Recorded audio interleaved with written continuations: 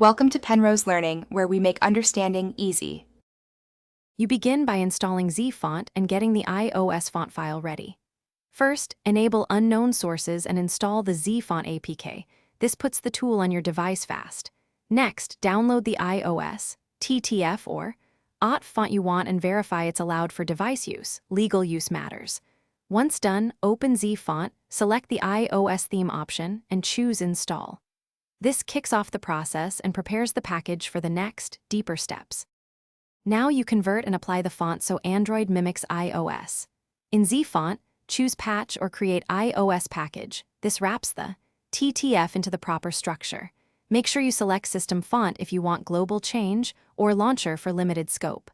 Grant storage and overlay permissions when requested. Zfont needs them to write and activate files.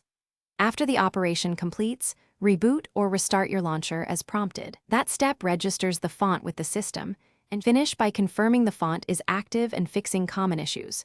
Go to Settings right arrow display or your launcher font panel and inspect glyphs, sizes, and alignment. This verifies success. If characters are missing or app text breaks, uninstall the font, try a different iOS-compatible file, or rerun the patch with alternate options. Make sure to clear Zfont and launcher cache before reinstalling.